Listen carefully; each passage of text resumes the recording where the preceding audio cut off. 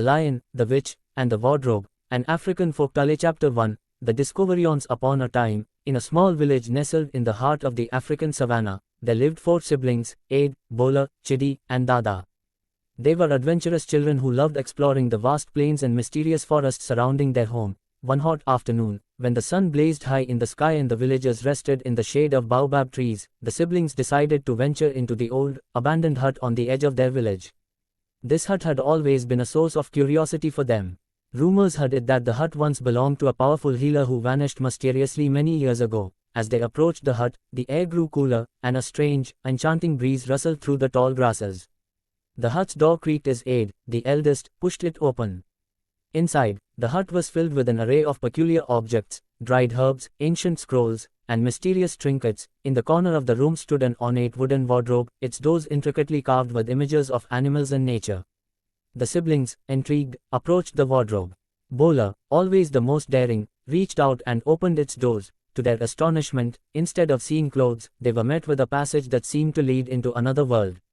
Cool, refreshing air wafted from the wardrobe, carrying the scent of exotic flowers and far-off places. "Let's go inside," exclaimed Chidi, his eyes wide with excitement. "Wait," cautioned Aid. "We don't know where it leads.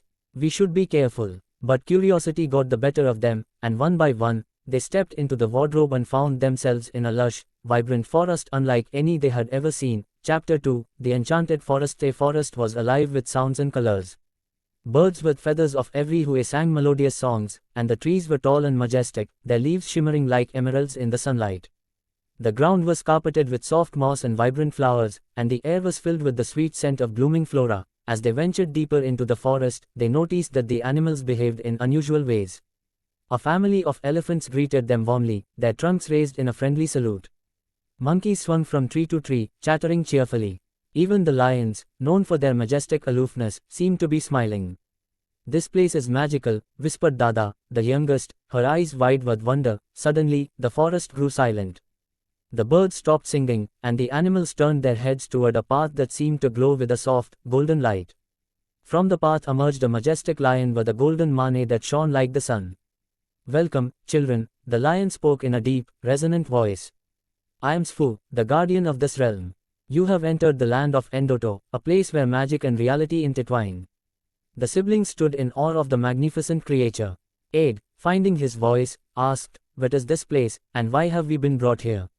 Sfu smiled. "Endoto is a land of dreams and stories, a place where the past, present, and future coexist. You have been brought here because you possess the courage and heart needed to restore balance to our world.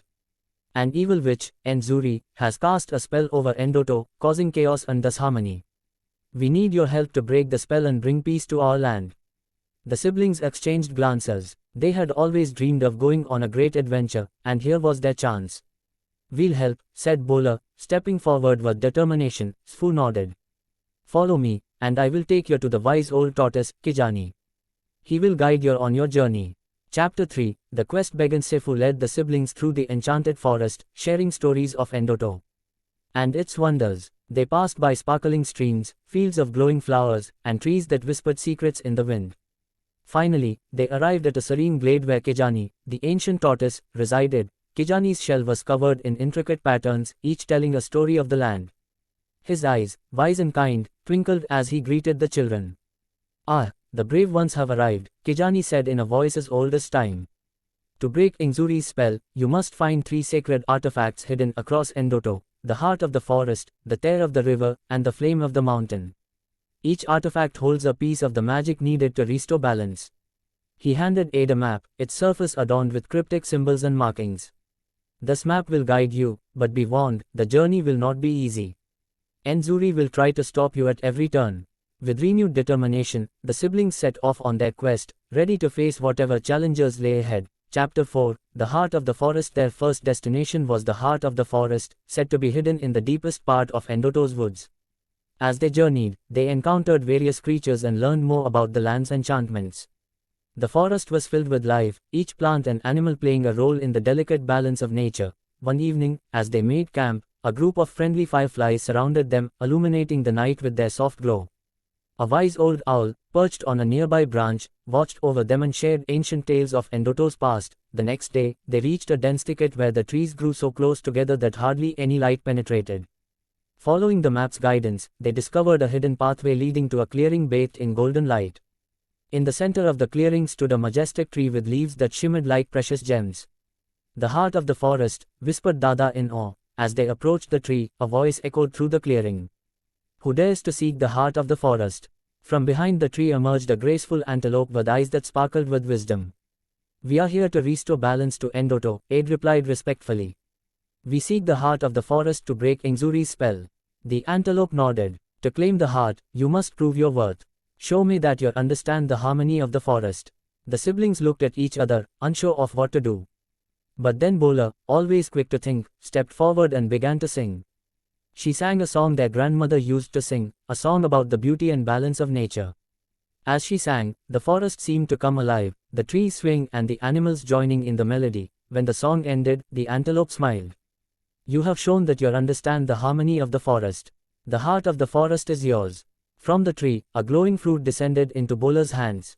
It pulsed with a gentle, rhythmic light, a symbol of the forest's heartbeat. Chapter 5, The Tear of the River. With the heart of the forest safely in their possession, the siblings set off toward the great river that flowed through Endoto.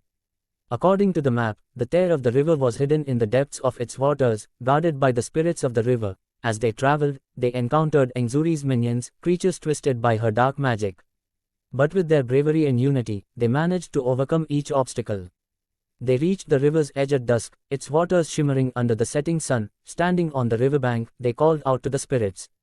"We seek the tear of the river to restore balance to Endoto." The water rippled, and from its depths emerged a beautiful mermaid with scales that sparkled like diamonds. "To claim the tear, you must show the purity of your hearts," the mermaid said. "Dive into the river and retrieve a single drop of water without disturbing its peace." Chidi, known for his calm and gentle nature, volunteered. He waded into the river, moving slowly and carefully. The water was cool and clear, and with each step, he felt a sense of peace wash over him. Reaching the center of the river, he cupped his hands and gently lifted a single drop of water. As he returned to the shore, the mermaid smiled. "You have shown the purity of your heart. The tear of the river is yours." From the river's depths, a single, glistening tear rose and floated into Chidi's hands. It shone with a light as pure as the river's waters. Chapter 6, The Flame of the Mountain. The final artifact, the Flame of the Mountain, was said to be hidden at the peak of the highest mountain in Endoto. The siblings knew this would be their most challenging task yet. The journey was long and arduous, with steep cliffs and treacherous paths. As they climbed, Ingzuri's dark magic grew stronger, manifesting as violent storms and shadowy creatures. But the siblings pressed on, their determination unwavering. They reached the mountain summit just as dawn broke, the first light of day casting a golden glow over the land. At the peak, they found an ancient altar, and on it, a flame burned brightly. A powerful eagle, its feathers shimmering with the colors of the dawn, guarded the flame. "To claim the flame of the mountain, you must show the strength of your spirit," the eagle proclaimed. "You must face your greatest fears and emerge victorious." The siblings exchanged determined glances. They had come too far to turn back now. One by one, they stepped forward, ready to confront their deepest fears. Aid, the eldest, was the first to step up. He had always feared failure, the weight of responsibility heavy on his shoulders. As he approached the flame, dark shadows enveloped him, whispering doubts and fears into his mind. But Aid took a deep breath, recalling the courage and love he felt for his siblings. With a determined heart, he pushed through the shadows, emerging on the other side, stronger and more resolute. Bola, always the daring one, faced a fear she had never admitted, the fear of losing those she loved. As she stepped up, visions of her family in danger surrounded her, threatening to overwhelm her. But Bola remembered their unity and the strength they drew from each other. She focused on the love and connection they shared, and with a fierce cry, she dispelled the visions. Standing tall and unshaken, Chidi, gentle and kind, feared the cruelty of the world. As he approached the flame, scenes of suffering and injustice played out before him. But Chidi drew strength from his empathy and compassion, knowing that his kindness could bring change. He reached deep within himself and radiated a light that dispelled the darkness, emerging with his heart filled with hope. Dada, the youngest, feared being alone. As she stepped up, a cold, lonely emptiness surrounded her. But Dada remembered the warmth of her family's love and the adventures they had shared. She called upon the courage she had discovered within herself and, with a smile, banished the emptiness, her spirit glowing with inner strength. The eagle watched with approval as each sibling faced and overcame their fears. "You have shown the strength of your spirits. The flame of the mountain is yours. From the altar, the flame separated into 4 smaller flames, each one floating into the hands of the siblings.